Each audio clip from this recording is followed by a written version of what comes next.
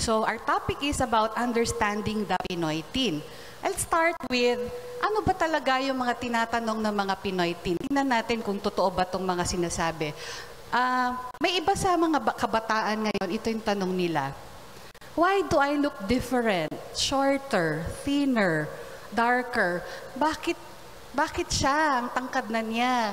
Nauna ako nagpatuli. Bakit siya may boobs? Ako wala. Bakit kahit anong gawin kong pagpapaganda, parang mas gwapo, mas maganda pa rin yung aking classmate? May mga ganyan. Ito maaring hindi verbalize ng ating kabataan, pero ito yung mga katanungan nila. Sabi ng iba, it's weird but I am attracted to both females and males. Bakit ako nakaka-crush sa kapwa ko babae? At pati sa lalaki, ano nangyayari sa akin? Bakla ba ako o tomboy? So, totoong pumapasok sa kaisipan nila yan. And then, ito pa. Ay, nako, I do not understand adults. Favorite line ng anak ko to. Mom, adults, they don't understand us. Totoo? Nasabi nila, bakit na lang ang mga mali ko ang lagi nilang nakikita? Kantang Freddy Aguilar po ang kanilang laging tinatanong sa utak nila. Ako ang nakikita. Ako ang nasisisi. Ako na lang laging may kasalanan. What if I do not want to do what my friends are doing? In pa ba ako? Napaka-importante sa isang kabataan na maging in, hindi maging OP. OP or out of place. So, ang dami actually nangyayaring mga katanungan sa isipan nila. And hindi lang yan, kung may mga katanungan sa isipan, may mga damdamin sila na maaring hindi rin natin naintindihan. And therefore, ang kanila activity or action or behavior, maaring hindi rin angkop sa kanilang nalalaman. So, subukan nating intindihin kung ano ba talaga ang nangyayari sa kabataan natin ngayon. Ano? Let us try to get some answers. And sa aking gagawin ngayong umaga, sa 3 bagay natin itatry na sagutin ang mga katanungan nila, if I can. No? So una will be about developmental stages. Mas scientific ito, more psychological. Pangalawa, which I think will be very useful for all of us, will be about the teen brain. Ano ba ang nangyayari sa utak ng isang teenager? And finally, we will talk about other influences that are more external or more in the community or in the internet, etc. Adolescence or ang pagiging teenager ay isang in-between stage. In-between stage.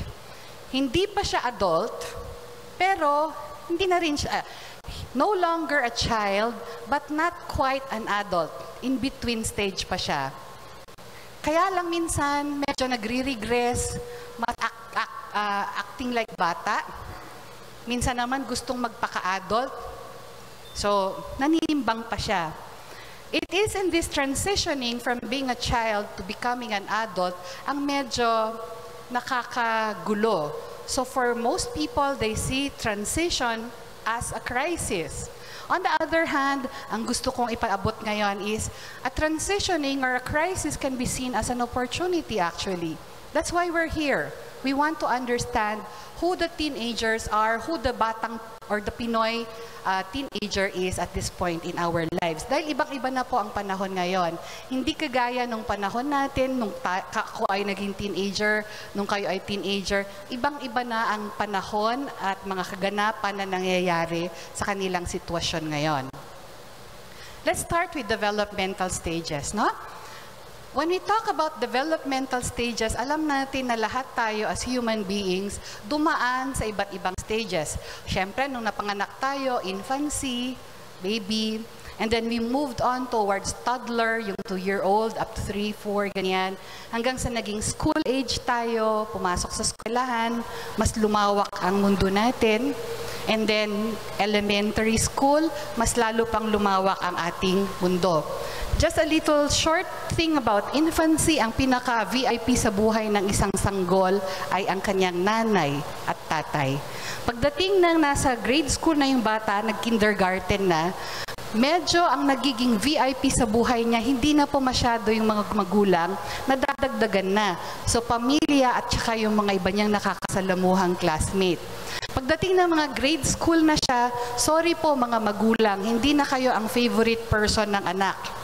Ang favorite person ng pumapasok na bata sa elementarya ay ang kanyang teacher. Lalo na kung crush niya yung teacher niya. Wala, sabi ni teacher yun na yung favorite line niya. Sabi ni teacher walang magawang mali ang kanyang teacher. Ngayon, pagdating sa teenager, nag-iiba na rin ang kanilang VIP or very important person sa buhay nila. Sino kaya ito? Barkada. So, peers, no? So, dito importante ang sa time nila ngayon, mahalaga para sa kanila ang mga Facebook, Instagram, at being connected in the internet. Ang pagkakaalam ko nga, pag no Wi-Fi, no life.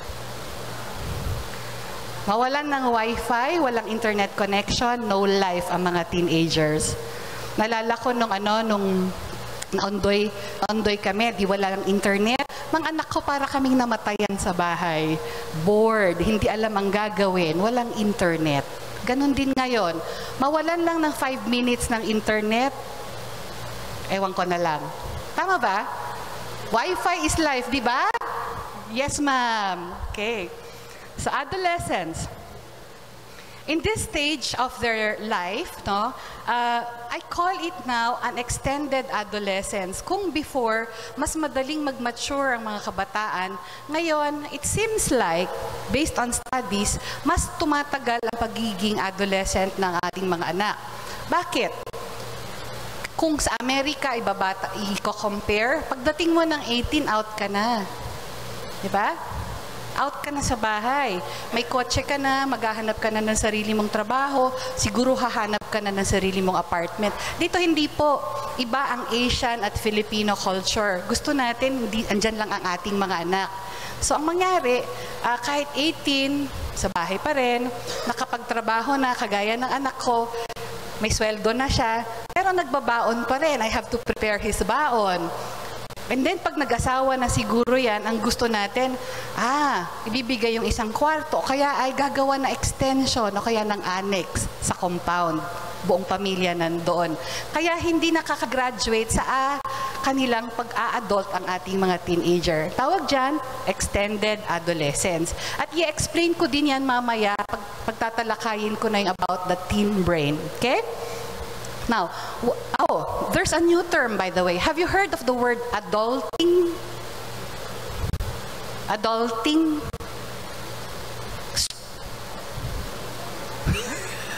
That's the new term ngayon, adulting. Yung gusto na nilang maging adult, it's now a verb. Hindi lang adult as a noun, adulting na daw siya. Gusto nilang maging mature na daw as adults. But it's still a process, okay? Now, let's talk about what's happening to the adolescents. Okay, bago ko ipapakita yung slide na yan, konting tanong ako. Sa tingin nyo, ano ang range ng adolescence or teenage life ngayon? Mula anong edad hanggang sa anong edad? Pinakamababa. Give me a guess. 12? 13? 12. Okay. Ano yung highest range? 25? 20? Okay. Ang kasagutan dyan ay according to studies again, it can be as low as 10 and can be as high as 24 and 25. Especially if we're talking about the teen brain. Hala, 25 ako, teenager pa ako. Yes, sir. Yes, ma'am.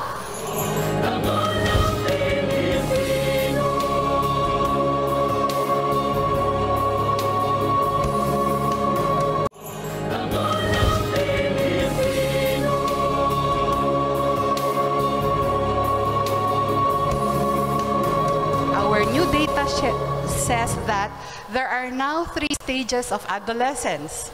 So yung una ay ang tinatawag nating pre or early adolescence. So nagre-range ito from 10 to 14 o kaya ay 10 to 13 years old. Dalawang kulay yan dahil dalawa yung authors na pinagkunan ko ng data. On the other hand, meron din tayong tinatawag na middle adolescence, edad 15 hanggang 16 o kaya ay 14 hanggang 18. Okay? And meron tayong tinatawag na late adolescence, approximately from 17 to 21 or 19 to 25 years old. So, sino yung mga nasa 25 range? Ala, Miss Late, teenager pa pala ako. Or meron din kaya ditong 52 years old pero astang 25. Ouch. Pwede, di ba?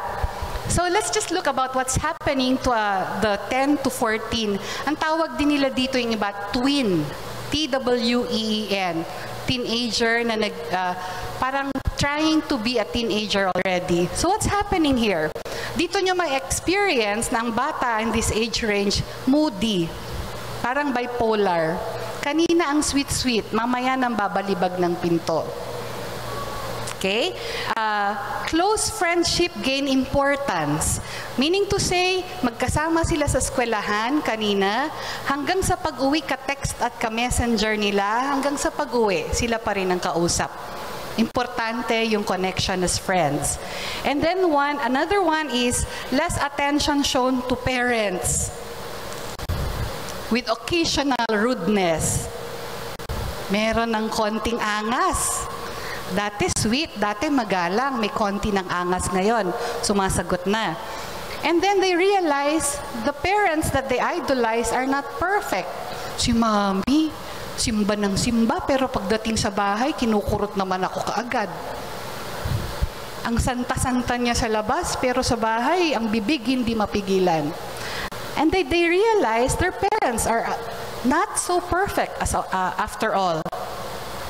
They are now searching people to love in addition to parents. As I said a while ago, hindi na kayo ang VIP sa buhay nila. They are now looking for love. Ayan na yung mga crush. Andyan na yung mga tibok na mga puso nila, mga hugot na, ay nako. And these are very real, by the way. These are very real, okay? Also, they are now having the tendency to return to childish behavior during times of stress. So they regress. Ang tawag dyan, regression. Pag nasa stress sila, biglang nagtatantrums, parang 6-year-old. Nagtatampo. So they regress like children. Also, peer group influence on personal interest and clothing. Pansinin niyo yung mga magbabarkadang mga 10 to 14. Pare-pareho ang ayos ng buhok. Pare-pareho yung binibiling mga kagamitan. Gusto, katulad ng gadget ng kaklase, ang gadget din nila. So ito na, comparean na sila. Kung ano yung nakikita nila sa commercial, sa billboard, sa internet, gusto nila, meron sila niyan.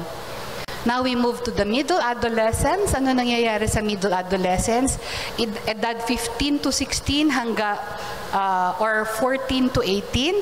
So ito medyo meron ng self-involvement, masyado nang nag-iisip tungkol sa sarili. Alternating between unrealistically high expectation and worries about the future or worries about failure. Nagdududa na sila sa kanilang mga capacities because there is a tendency to compare themselves with others in all aspects. Academics, itsura, love life. Yan. And then, they are extremely concerned with appearance and body. Ito na yung stage na yan. Kasi nagkakaroon na ng boobs, tumatangkad na, nag-iba na yung boses, gusto na nila medyo nagagaya yung mga figure na nakikita sa sa mga billboard. So, ano nangyayari? Pag dumadaan sa mall, may salamin dyan. Kaya sa kotse, mananalamin sa kotse, hindi nila alam may tao sa loob. Tapos, titingnan yung, naku, meron akong, ang tawag nito, pimple. So, conscious na sila sa itsura nila. Kasi nga, paano sila magiging crush nila kung hindi sila maayos? Importante yon na makita sila as appealing to the people around them, okay? Next one. Lowered opinion of and withdrawal from parents. Kung kanina medyo konting angas lang, ngayon medyo mas malakas yung angas against the parents. Sumasagot na sila. Akala nila kaya na nilang mag-reason properly. Tama ba? Yes, dito nyo ma-experience yan. Ang lakas na yung angas nila. And then, there are periods of sadness as a psychological loss of parents takes place. Actually, kahit na sinasagot-sagot kayo, merong psychological unconscious na mamimiss din naman kayo eh. Kaya hindi sila sure kung talagang gusto nilang mag-separate to become adults or gusto pa rin maging clingy sa inyo. And it can be very confusing for them to be clingy as well as to become adults. I call it this way, no? There's a tension between I-ness, yung pagiging individual, pagiging independent ko, pagiging autonomous ko, and wanting to belong, wanting to be loved, connected. So, may tension dyan. Next one, there is now a strong emphasis on peer groups. Importante yung barkada. Kaya when I was giving a debriefing session, for example, yung alam nyo na yata yung bullying incident sa Ateneo, ano? Ang natutunan ko about bullying is that pag ikaw yung nagsumbong, even in seminary, pag ikaw yung may nalaman kang maling nangyayari, right? Like bullying, pero ikaw yung nagsumbong, out ka. Ang coolness level mo, wala. So, walang maglalakas loob magsumbong. In English, we call that the snitch. Alam niyo yung snitch? Ano nga yan sa Tagalog, yung taga-sumbong? Sumbongero, ano pa? I think you know what I mean. Sip-sip tuloy ang dating. So, they would not want to be that person. Why? May alam sila, tapos sila nagsumbong, wala na, out ka sa group natin. And so they become loyal. Like one time I was also working with the students of the Philippine Science High School. I was asking my son, sabi ko, anong storya ng nangyari? Yung kunwari may nangyaring skandalo. It will not come from me, Mom. Why? Well, I will lose my coolness factor. So do you get that? Hindi nyo mahugot sa kanila ang totoo because it would be parang sila ang out sa circle nila. And for them, that's more important. Okay? And I'll explain that later about the brain. And then they will now start examining their inner experiences, which may include for girls writing diaries, yung iba nag-experiment about drugs, whatever, no? So they want to understand themselves, pero because their brains are not yet fully developed, they can do the wrong things. Okay. How about late adolescence? Kahit pa medyo negative yung iba kong mga sinabi kanina, may pag-asa pa po, nagmamature naman sila eh. They get to become more mature as they grow older, and in late adolescence, we can see that already. So, firmer na yung identity nila, they have the ability to delay gratification, yung hindi yung, di ba tayo, pagka may gusto sila, Mommy, I want it now na. Favorite line nila yan, ano? Now na. Pag ikaw may kailangan sa kanila, no favorite line nila, wait lang. Narinig nyo na ba yan? Lagi, wait lang. Pero pag may kailangan sa'yo, now na. And then, ability to think through ideas. They are more reflective now. Iniisip kung ano yung mga ideas nila properly. What else? They have the ability to express ideas in words. Lumalaki ang vocabulary nila. They now develop a sense of humor. Mga Carino Brutal, Alaska. Yan. And then, they have interests and emotions. Their interests and emotions become more stable. They have the ability to make independent decisions. They have the ability to compromise. They now have a pride in their work. Okay? They have a sense of pride in what they do. There's more self-reliance and greater concern for others. I see that very clearly in my work with seminarians. when I journey with seminarians, usually from philosophy or even sometimes minor seminary, nakikita ko how they have grown, ano? Totoy-totoy lang, hindi pa alam gagawin. Yung mga concerns nila, kagaya ng mga diniscuss ko kanina, pagdating ng gagraduate na ng philosophy, nag-iisip na, Miss Lay, magpapari ba ako? Tutuloy ko ba sa theology or hindi? Or magtatrabaho na lang kaya ako muna? And then they pursue what they have discerned, ano? Pagdating ng, let's say, tumuntong sila sa theology, ay nako, ibang-iba na. Mature na sila. At nakikita, wow ha. Diba mature na kayo, no? Guys, anong theology kayo? T2, T3, T1. Oh, may T4. Iba-iba pa yan. But you are maturing. You are maturing. With all of the processing going on, ganun ang nangyayari.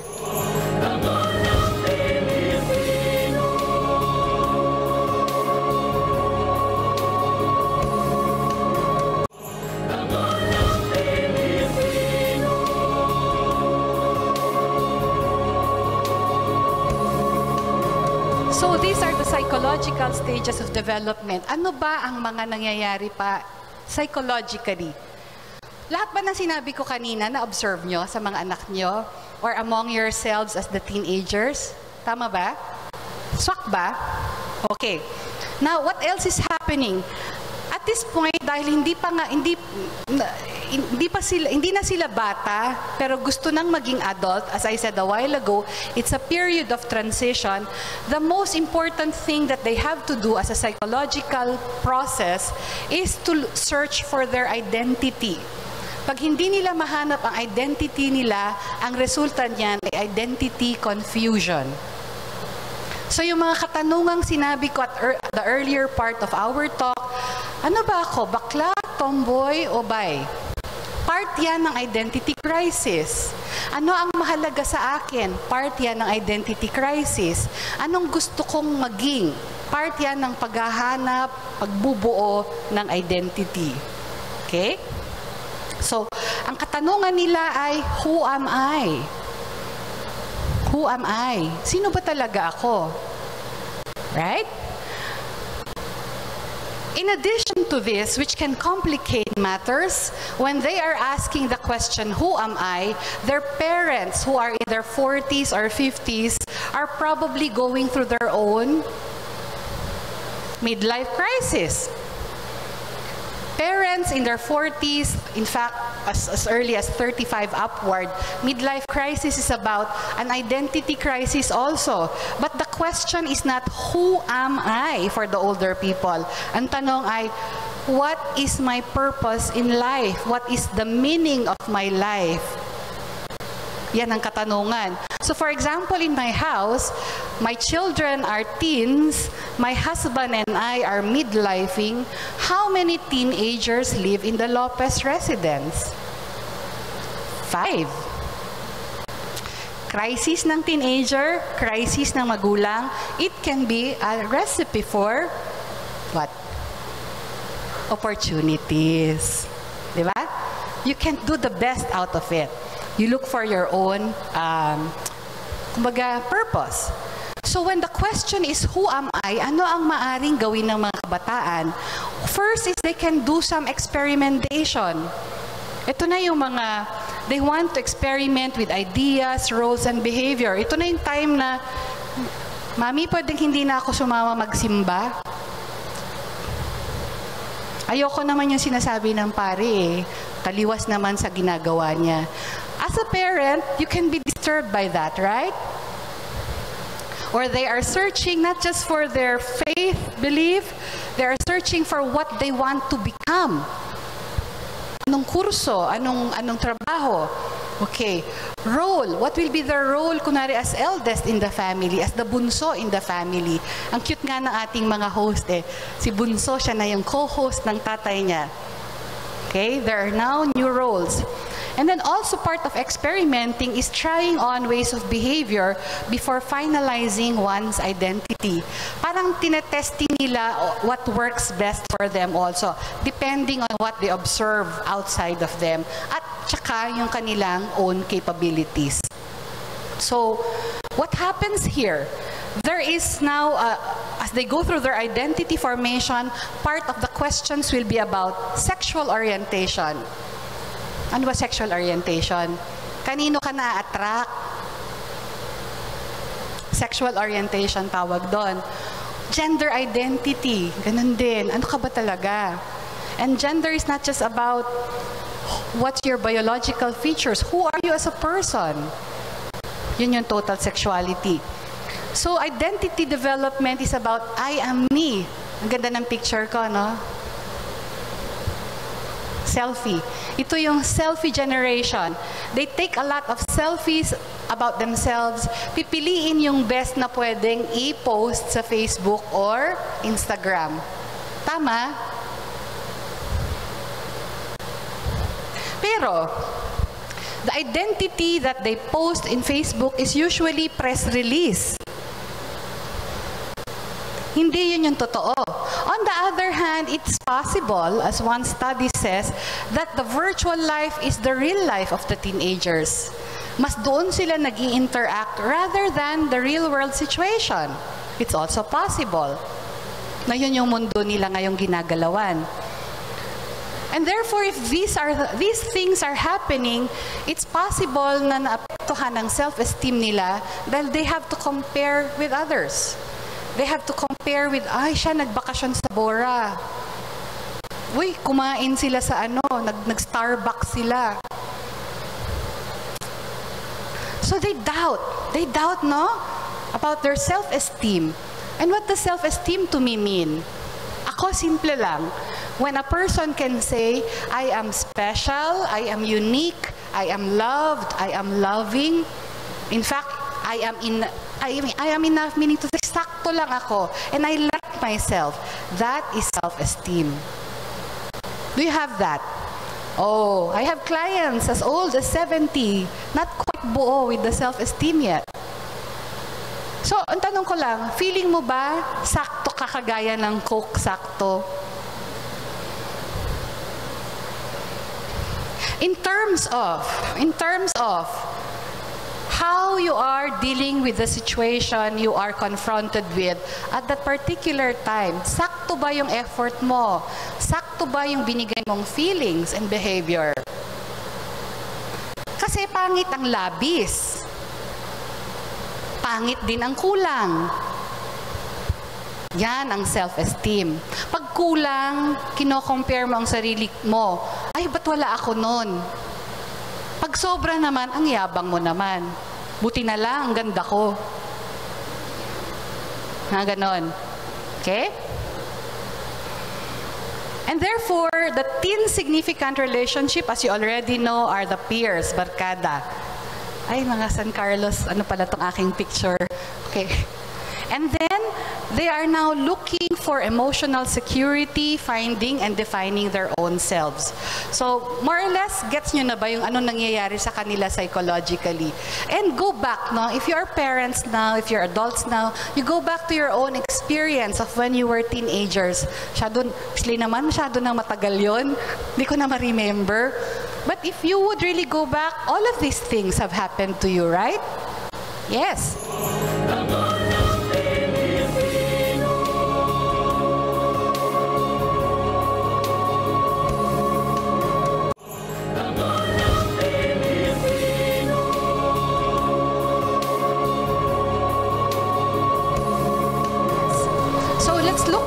The teen brain. This is my favorite topic on how to explain what's happening to a Pinoy teenager or a teenager in general. Sa totoo lang, the psychological development is only part of what's happening to a teenager.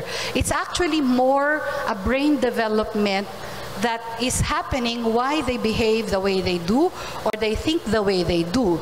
So, can you imagine the brain like a wait, it's like this, no? The brain develops from back to front. Maturation starts from the lower back, moving towards the front. I want you to imagine the brain like a cone of ice cream with 3 scoops. So, kung yan yung brain mo, the lower part, makita, The lower part there, yung naka-box ng yellow, dapat may kadugtong pa siya dito sa spine, yun yung cone ng ice cream mo.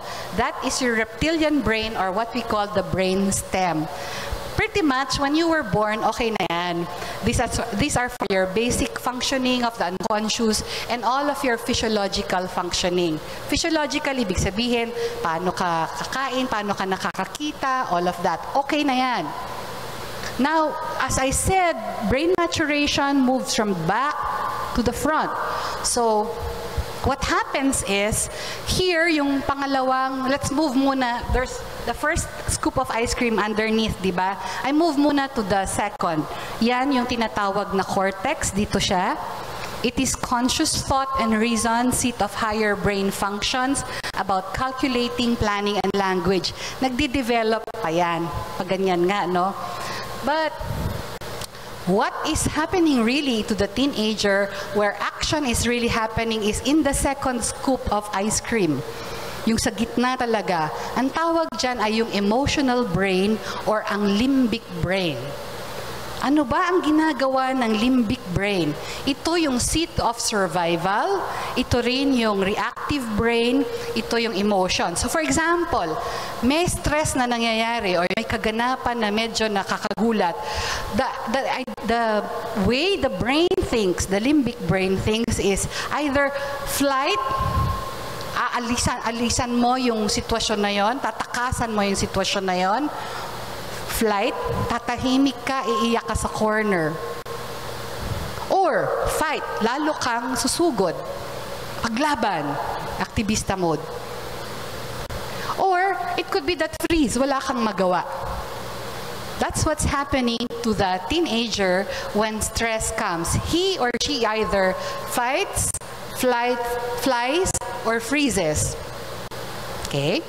And then, pagdating naman sa, the way it thinks, am I safe? Do people like me? Laging mga tanong, am I likable? Am I lovable? Kaya nga yung self-esteem ang lakas eh. Here. So, what is active now in the teenager is the emotional brain or the limbic brain. And when the emotion is involved, unfortunately, my dear parents and even our teenagers, pag pinag-uusapan natin ng emotions, walang gitna. Pag in love, totoong in love. Gets nyo? Kaya yung mga Romeo and Juliet, bawal ang pag-ibig na yan. Nakaw! Talo kayo niyan. In lababo eh. Totoo yung feelings na isang batang in love in this stage. Or kung galit, galit. Kung malungkot, emo to the max. Ang hirap i-regulate. Wala pa silang emotional regulation. Or nadidevelop pa lang siya. Gets nyo na bakit sila ganon? O gets nyo na sarili nyo bakit kayo ganon din? Pag umibig. Miss Lee, binigay ko na lahat. Ba't ganon? Nagmahal. Ano sunod? Ano na sunod? Nagmahal. Ano sunod? Nasaktan. Anong sunod? Ano yung sagot nyo? Nagpare. Ano yung sagot nyo? Nagpagupit. There you go. I'd like to focus more on the limbic brain. So, actually, this is where the party is going on. Diyan ang active, diyan maraming nangyayari, maraming kaganapan sa emotional or limbic brain. Bakit? Ano pang nasa limbic brain? Diyan yung mga, andyan yung, medyo technical to mga terms, pero let's just go through it, no? Diyan yung mga anger, aggression, sexual drives, memory work, hormones. So, ito yung tinatawag na raging hormones sa mga teenagers. And, wow, meron palang part ng limbic brain na tinatawag ay ventral striatal circuits. Diyan ang laziness part, active yan. Active yan, tamad. Katamaran, may explanation ng katamaran. Active yan. Procrastination. Yan, kasama yan dyan. Gigising ng alas 10. Kaya nga, conflict yan with the parents. Kasi ang parents, dapat alas 6 gising ka na. Naliligo ka na, mag-aalmusal na. Tulog pa ang teenager. Part yan. Part yan. Okay? Uy, tama ba? Hi, salamat Miss Lay. In-explain mo para sa mga panggulang namin. Na? Okay. But that's not a reason for you to be lazy forever also. Okay? Kailangan mag-level up din. When we talk about hormones, two things I want to talk about. Sa lalaki, mas na-activate na yung tinatawag nating mga testosterone and other male hormones. Sa babae naman, progesterone and estrogen. So anong epekto ng testosterone? Ito na yung mga bigla silang lalaki, magkakaroon ng mas malalim na boses, magkakaroon na sila ng sexual urges, dito na na-activate ang masturbation, porn, and all of these things. Experimenting. Okay, yan. What else? Medyo worried daw sila sa babae. Actually, andyan na yung mga feelings of crush nila pero ayaw nilang torpe time. Hindi nila ma-verbalize. Kahit gusto nila isang girl or may feeling sila, they keep it inside. Kasi mahirap mahirap ma-turn down. It will affect their ego. Gets ba? Okay. Kaya pagka umibig at na-dump, masakit. Dominance and territoriality. What does this mean? Sasagot na sila sa authority because they want now to have a say na parang, I'm an adult. I want to have a say in what decisions are made. Kaya for especially mga lalaki, they would question male authority. Usually, it's male authority that they would question. So these are just some of the effects of when the hormones are activated. Sa babae naman, ano nangyayari pag there are more estrogen and progesterone? Ito na yung, para sila mga bipolar nga. Ang hirap intindihin. Kaya kung girl, ito yung emo, clingy, drama, mga girls yan. Masyadong emo. Kanina ang sweet-sweet, but ngayon parang weird. Okay? They are also much into relationships. Meaning to say, hindi pwedeng wala silang kakwentuhan. May best friend yan. May BFF, may BFFF, may whatever pa. They do not want to be alone. Kaya ang cases of depression and suicide would usually because they feel alone. They do not belong. Or they are bullied. Yon yung effect niyan. Fear of social rejection. Yun nga, to be out. They like talking and texting because it activates the pleasure zone in the brain. And I'd like to talk about that later, no? Oh, kasama na dyan ang raging hormones na, yun na nga, because there's now these sexual urges coming out. Some are explainable, some are not. Then they begin to experiment, and unfortunately for us, or I don't know, where they get their information about sex and sexuality would usually be from the internet. And it's possible that what you get from the internet is not the best information. Okay?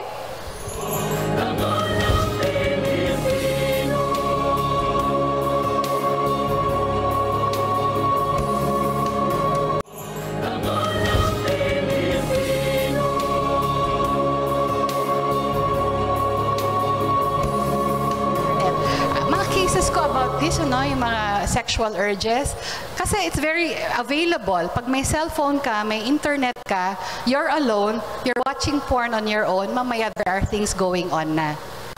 That's how it is.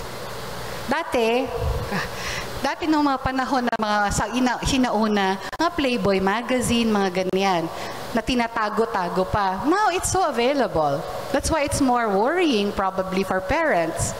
Okay? Forgive me if I talk as if it's all normal. These are all based from my experience as counselor. So I talk with my clients in their specific developmental stages as normally as I can, so that it will be understood from their level, okay? What else? It makes adolescents tend to seek situations where they can allow their emotions to run wild. The more risky it is, the better. They will push their luck. They want thrill. There you go. So when I'm talking about the pleasure zone, may parts sa emotional brain na tinatawag na pleasure zone. So for example, you do an activity na gustong-gusto mo. Let's say you're playing Dota in the internet or in the computer. Sino ba naglalaro dito ng mga computer games? Huwag na lang umamin. Di ba ga, pagka naglaro ka ng computer game, level 1, ang sarap ng feeling na naka-reach ka sa end ng level 1, correct? And therefore, when you reach level 1, there's a feeling of accomplishment, a feeling of high, and when you feel that pleasurable feeling, your brain releases dopamine, which tells you, do more. So you go to level 2, and then level 3. Kaya ang mga kabataan ngayon, kayang hindi matulog para lang maka-level up, level up, level up in terms of computer. And when you are now affecting your other functions, it can become an addiction. In fact, this is how addiction starts. Here, in the pleasure zone or pleasure center of the brain. Whether teenager or pati tayo, when we feel good about something, behavior, substance like drugs, alcohol, and then later on we're looking for more and more of it because it reinforces the release of dopamine in our brain. That's the start of addiction. Ayan pala, Miss Lay. Yes, that's the way to explain it using the brain. Next one. That's what I said, and unfortunately it can be in the form of sex, drugs, and the negative activities. For now, I was talking to a priest that I am who consults with me. Miss Lay, I have to nasa probinsya siya, no? And he said, I have to make our campaign for HIV awareness more strong. Dumarami na pala ang ating HIV cases ngayon. Why? Because the knowledge about sex and unprotected sex and sexuality and all of that, hindi masyadong napag-uusapan. Okay? And knowing that teenagers would experiment, do risky behavior, compounds our situation. Ayan na nga, alam nyo na yan, heightened emotion. Sabi ko nga, well, extreme lahat ang mga feelings nila. Huh? Kaya yung word na emo, totoo po yun. Then finally, we go to what's more important, the most important part, yung third layer or third scoop ng ice cream, ito na yan. Dito yan sa harap.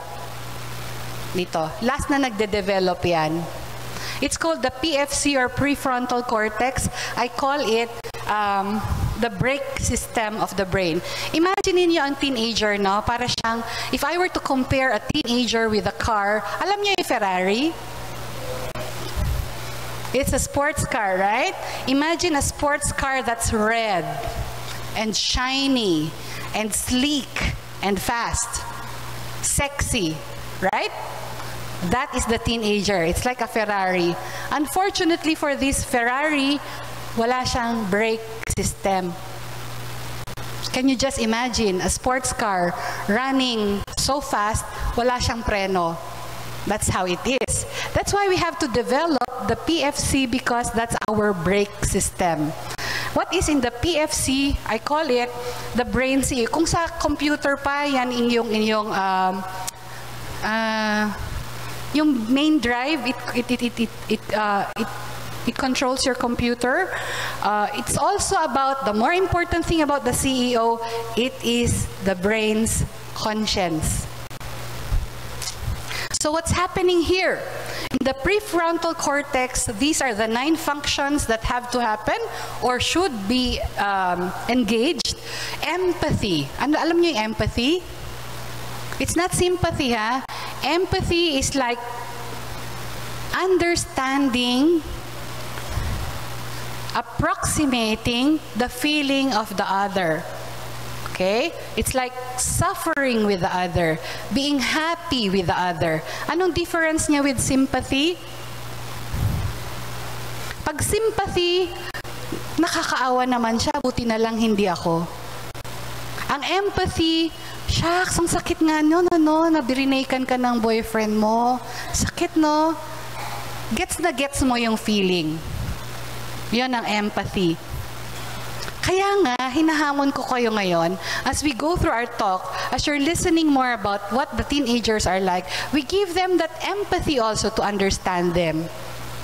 Okay? Empathy, insight.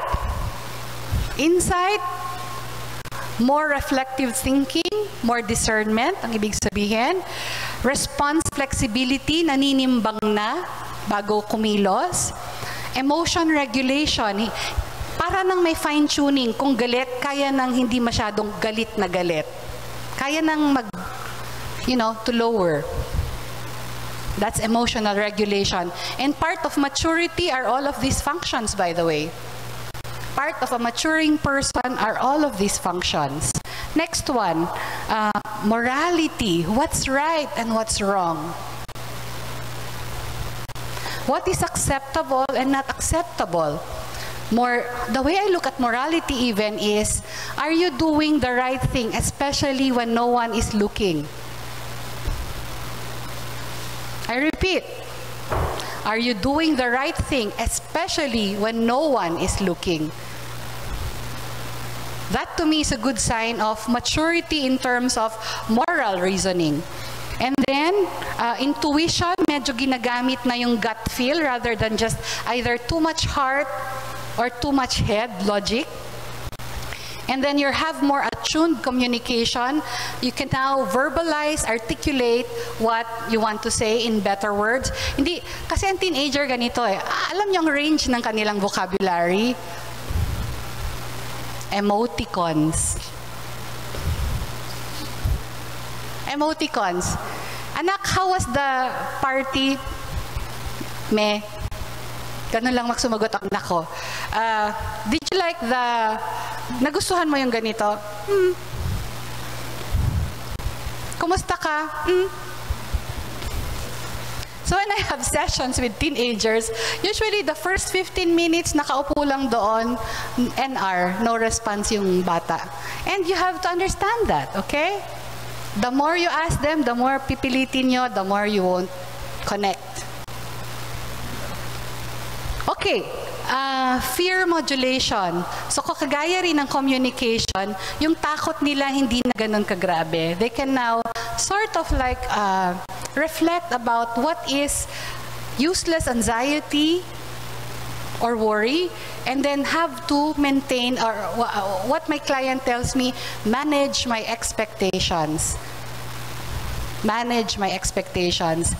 And I like using this term kasi this is coming from a client who has been diagnosed with borderline personality disorder. And therefore, pag may borderline personality disorder ka, you always run into the situation where you feel rejected. Konting bagay lang, you feel rejected, you get depressed. Or you're too happy, like a bipolar, then you would like to please all people. So sabi niya, Miss Lay, the best thing that I can do is to manage my expectation. Meaning to say, nagmamature na din siya. So,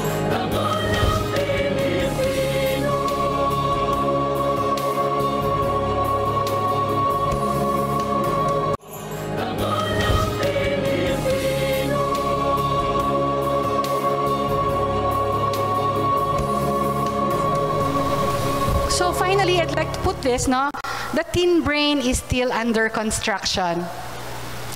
Tanong ng mga parents sa akin, Miss Lay, paano yan? Kung under construction ng brain ng isang teenager, where do we come in as parents? Paano kami ang magiging prefrontal cortex nila, or paano kami maging brake system nila? Alalay lang po tayo, no? And later on, I will be giving you practical tips towards the end of our talk. So in conclusion about our teen brain, The limbic system or the emotional brain is now bathed in reproductive hormones. Complicated na nga. There are nerve proliferations and prunings. Tapos active ang pleasure and reward center. There is still an immature prefrontal cortex, therefore, the effect is moody, frustrated, and an experimenting teen. So this is what you will observe. There will be ambivalence. Ano ibig sabihin na ambivalence? Not quite sure about themselves. So they swing back and forth between world of childhood and adulthood. There are emotional upheavals and mood swings. They are hating their parents one time and then adoring them the next. That's the ambivalence. There's, loneliness. Actually, even if they have like 3,000 friends on Facebook, sa totoo lang, they're lonely. There's a feeling of emptiness inside and some kind of depression because they do not know yet who he or she is. There is that self-consciousness I was talking to you about earlier. May awkwardness pa. At saka sabi ko nga, the self-esteem is not yet hindi pa siya buong-buo. Communication frenzy. So kung may ganung kung may loneliness at saka may ambivalence, how they would behave is to try to connect by communication frenzy. Yun nga, texting, messaging, etc. Sleep patterns. Part of it is, sabi ko nga, yung laziness, part of the brain na activate. There's also a chemical called melatonin that's activated. Kaya para silang mga aswang na aswang ba? Tulog sa umaga, gising sa gabi. Aswang nga? Ha? Vampira? Yan ang pattern nila. Hindi yan laziness. May nangyayari po yan sa brain na nagre-release ng melatonin. Mas masarap maglaro ng computer, mag-internet sa gabi. Hindi yan nag-aaral, promise. Mag-aaral lang yan pagdating ng malapit ng exam. That's also normal. Normal behavior. Sasagarin nila yung kakayanan nila. They experiment. Kaya ko naman palang mag-cram. Di mag-cram. Hi, I'm glad. Na-realize ko na yan. Kasi ang dami na naming pinagawayan ng mga anak ko dahil dito. Agree, mga dear parents? Agree, my dear seminarians and young adults? I know, mababait ang mga seminarians. Nag-aaral po sila. Yan, no? Yes, ma'am. Oo. Nag-aaral po sila. Peer groups, alam nyo na po ito. They are still risk takers, so they have choices, so we have to guide them there. And there you go. The brain is under construction. That's how I would like to explain why a teenager behaves the way he does. I-complicate pa natin lalo, ha? Dagdagan pa natin ng komplikasyon. Yan! Ang ginagalawang mundo ngayon ng mga teenagers at young Pinoys is a virtual world. And even if we call it a virtual world, I am guessing it's the real world that they are really engaged in. Most of their time, a survey says that most of their time are spent on internet, Facebook.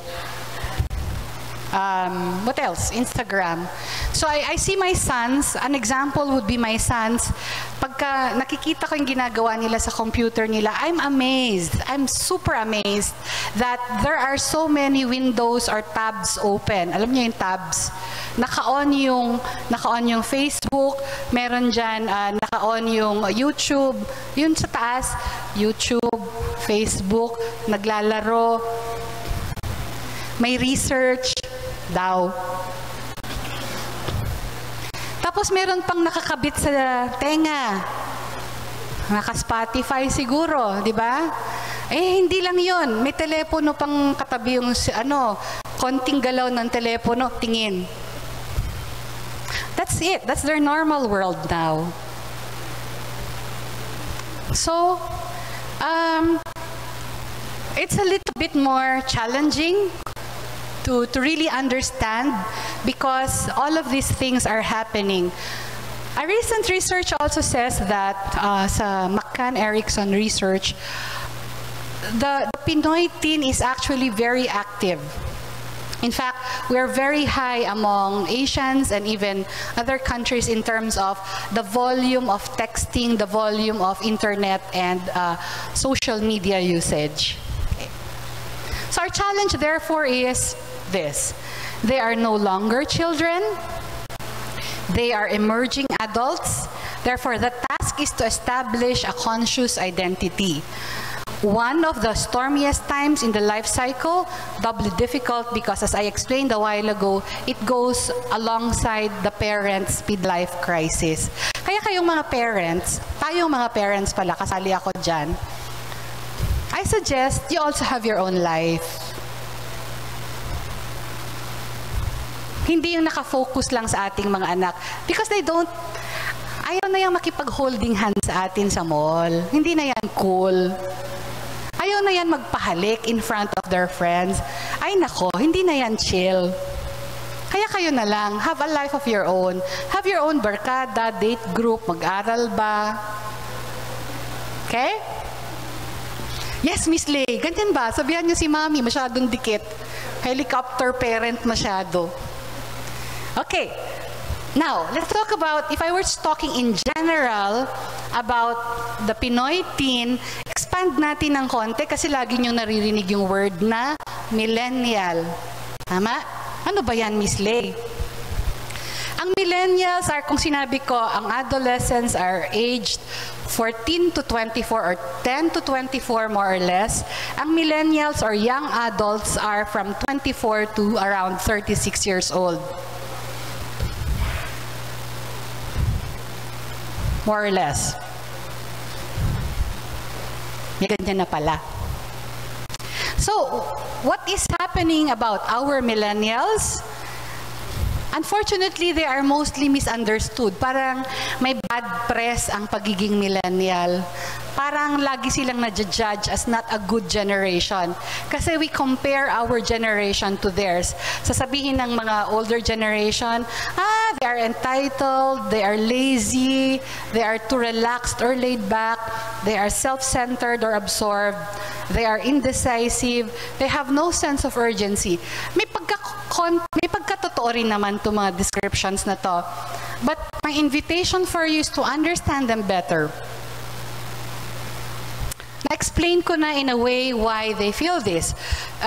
From our earlier talk, no?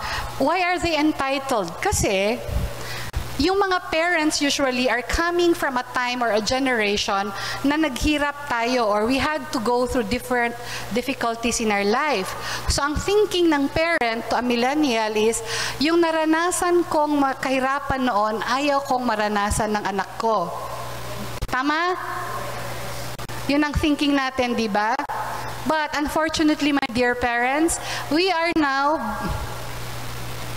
raising a bunch of kids who will feel, andyan naman si Mami or andyan naman si Daddy. Kaya nga, ang turing sa kanila ay entitled. But guess what? There's more to this Yung lazy, laid back, kasi nga na-entitled na sila. Tapos yung explanation ko about the brain a while ago, there you go. Self-centered and absorbed daw sila because they're still looking for their own identity. Okay? And then they're indecisive. Siyempre, kung ako rin ang millennial ngayon, I can be indecisive. Pagdating ng high school, 4th year, you will take the college entrance exam, right? Right? And then after that, you will decide what course to take, right? Okay. You enroll in a university. Kung before, ang courses lang that are okay or are encouraged by our parents, mag-teacher ka anak, mag-doktor ka, mag-abogado ka, mag-CPA ka. Tama? Eh ngayon, Diyos ko Lord, ilang pages ng kurso, o kunwari, fine arts, Naku, under fine arts, ang dami pang sanga-sanga. Eh, di ba, mahirap nga naman mag-decide pagka ganon. Tama ba, my dear young people? Tapos, wala ka pang kasiguraduhan saan ka magtatrabaho afterwards. Di ba? There. And, most people, as I said a while ago, would compare the generation, their generation to theirs. Wag na po natin gamitin yung ganong logic kasi iba yung generation nila. Hindi na rin uubra yung mga ganitong mga sentences. Anak, nung panahon namin, ayan. Ay naku, hindi na uubra yan. Nung panahon namin, wala namang text-text eh. Oh. Don't compare. Eh talagang ganyan. We will have to adjust. So it's not a generation gap. It's a generation difference. And we have to just honor who they are and adjust also as they are adjusting to us.